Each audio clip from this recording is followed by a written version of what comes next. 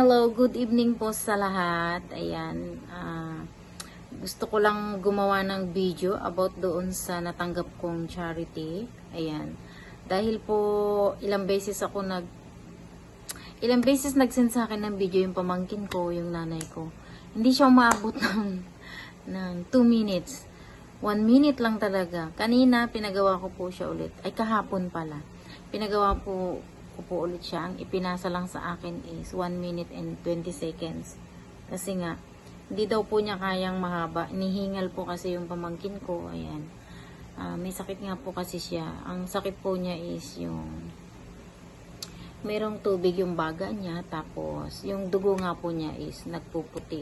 Ayan. Minsan, so, sabi niya, yung nakuha po niyang pera is ibinili niya ng gamit ng ibang mga kapatid. Hindi naman lahat bumili siya ng baon nung kasi po yung school malayo po sa nanay ko. So para hindi na sila umuwi ng tanghalian. Yung 3 triplets lang naman, yung 3 kambal lang ang ibinili niya ng baonan ng kanin at baonan ng tubig. Ayan. Tapos yung 2,000 binigay niya doon sa kuya niyang panganay dahil nag-aaral po ng college, kailangan po ng sapatos, uniform, yun, binigay po niya. Tapos yung natira po sa kanya, yung 3,000, nagtira po siya ng 5,000 para sa in case emergency po. Kinuha po niya kay mama ko yung pera kasi nga takot din siya na baka magamit daw ni mama ko. Sabi ko hayaan mo na kasi para naman safe kasi talagang nung pamangkin ko po kasi gusto talaga niyang gumaling. Tapos yung binili nga po niyang gamot is alam niyo naman po ang butika sa amin sa province hindi kumpleto, kulang-kulang. Kumbaga nakabili po siya ng inhaler. Ang may kamahalan po kasi sa kanya yung basta lahat po naman ng gamot niya is mahal po talaga. Kasi 6 months po siyang magagamot doon sa baga niya. May tubig po yung baga. Dati po nung nakonfine po kasi siya, sabi ko ipa-opera na. Kaso mas malaki pa daw yung babayaran namin kung operahan. Makukuha naman daw yun sa injection. Basta lahat po naman ng gamot niya is mahal po talaga. Kasi 6 months po siyang magagamot doon sa baga niya. May tubig po yung baga. Dati po nung nakonfine po kasi siya, sabi ko ipa-opera na. Kaso mas malaki pa daw yung babayaran namin kung operahan. Makukuha naman daw yun sa injection. Ngayon, nung nasa loob po siya ng injection, maraming beses, 8 beses po yata siya na-inject. Tapos ngayon, nung na-discharge na siya sa hospital, yun nga, ang ibinigay sa kanya is yung mga reseta, mahabang gamutan po talaga. Hindi ko alam, 5 months, 6 months, ganun. Basta mahaba po. Tapos, pag nagpa-follow up, check up po siya, pupunta pa po siya ng Romblon. Taga Mindoro po kami, pero sa Romblon po siya na-confine kasi nung chinek up po siya dun sa amin sa ospital, nasa labas lang po sila ng karsada natutulog. Pero naka-confine po siya ha. Doon lang po siya sa labas ng karsada. Marami po sila doon na hindi pa mabigyan ng, kumbaga tent lang siya. So, sabi ng tatay, yung bayaw ko ang nagdesisyon na dahil walang espesyalista dyan sa amin sa Rojas, sa Mindoro, nilipat po siya ng Romblon. Kasi doon po sa Romblon, andun yung kamag-anak ng kalalakihan, nung bayaw ko. Andun yung magulang, mga kapatid. So, may magbabantay po sa kanya pag sa ospital. Sa amin po kasi, meron namang siguro may espesyalista sa Calapan. Napakalayo po ng Calapan sa amin. 4 hours ang biyahe. Tapos, syempre po, kung nandun siya, wala pong magbabantay. Kasi sila magkakapatid, siyam po sila na nakaano kay mama, sa pangangalaga ni mama. Kung doon po siya makonfine sa Calapan, ang magbabantay lang po sa kanya tatay niya. Paano po kung walang pera, walang budget, walang tutulong sa kanila? Kasi wala naman kami kamag-anak doon. Kaya yung tatay desisyon na sa tablas po dalhin. Yun, maganda naman po sa tablas kaso nga lang po may kamahalan. Ang room po niya is 2,000 per day. Wala pa siyang 1 week. Tumawag na po siya sa akin noon na, tita, na 80k na daw yung bill nila. Kaya nagulat ako, sabi ko bakit? Yung daw room niya is 2,000 per day, mahal. Tapos yung injection po niya, yung mga gamot, mahal po talaga. Tapos pagkain pa. Hindi ko alam kung ilang, basta alam ko po sabi, kung makakahingi man daw ng tulong, siguro 200, bibigyan ka lang 200. So, shout out sa amin ha, sa Dangay, Rojas, Oriental Mindoro, Barangay. Ayan. At sa Rojas, ayan, mga DSWD, dapat po ganun. Pagka wala po kayong tiwala dun sa humihingi ng tulong sa inyo, ayan, gamitin nyo po yung utak nyo, tumawag po kayo sa ospital kung saan nakakonfine yung pasyente. Tanungin nyo po kung may pasyenteng nakakonfine doon. Ayan. Tapos, yun nga po, nung time po na yun, talagang umiiyak ako. Kasi nga, dalawa lang kami ng kapatid ko. Umiiyak na ako. Siyempre, wala naman ibang tutulong. Kami lang ang kapatid ko. Kaya nga siguro yung kapatid ko, hindi rin nag-asawa. Kasi nga, siyam silang naiwan. Yung ate kong namatay. Namatay yung ate ko. 2 weeks lang yung bunso. Tapos yung triplets, 1 year. Basta sunod-sunod ang anak ng ate ko, siyam eh. So, nag-iisip ako, nagdadasal ako doon. Biglang tumawag si Ma'am Bell. Ngata siya, 3 days. Nagsuka siya ng dugo. So, hindi naman maipaano ni Mama doon. Kasi nga, si Mama kasi pagka ganyan, ayaw niya na check up. Gusto niya albularyo. Sabi ko, bakit ka mag-aalbularyo? Eh, ospital, malapit na dyan. Ang ginawa ni Mama ko, nagpadala po ako ng pera, pamasahin nila. Umuwi pa sila ng Mindoro, tapos doon pina-check up. Sabi ko sa Mindoro, walang maayos ng doktor. Yan, yun nung naano nga po, ang sabi lang is lagnat lang, ganun.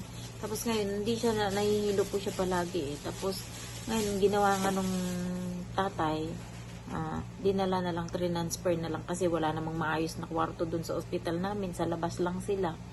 No, dinala doon sa pumayag na rin kami, pero hindi namin ini-expect na private hospital yung mapapasukan niya. So, pero naman, napakabuti ng Lord kasi yung bill niya nang napakalaki na hindi namin iniisip kung saan nakuha, pero lahat po yun nabayaran. May natira man po 23k na balance sa ospital, pero yun po ay bayad na. Naghati po ulit kami nung kapatid ko. Yan.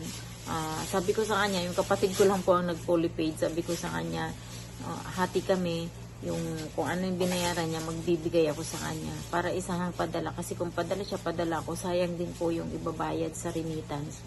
So, yun ang nangyari.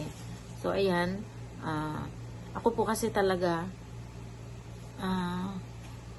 hindi ako yung tao na mahilig humingi ng tulong. Ako po mahilig akong tumulong sa kapwa. Ganun ako. Kaya pag once na natulungan ako, talaga, masaya. Kasi minsan, alam mo, second time na ito na natulungan ako ni Ma'am Bell sa buhay ko. 2 beses ako natulungan si Ma'am Bell. Walang ibang nakakatulong sa akin financially talaga. Nung una, nasa depression ako, si Ma'am Bell. Tapos ngayon, sa pamangkin ko nga, nasa hospital si Ma'am Bell. Yun, sila yung cervix. Kaya laki ng pasensya na po. Ganun talaga. Iyakin nga ako. Kaya hindi ako pwede maging charity vlogger. Kasi nga, baka hindi ko matuloy yung mga vlog pagka ganyan. Sinawa ko doon sa pamangkin ko. Players pa naman siya, nagba-varsity. So, syempre, pagka ganyang kadugo mo, syempre wala nang nanay. Masakit na makikita mo nahihirapan sila. Gusto mo tumulong pero wala, kulang.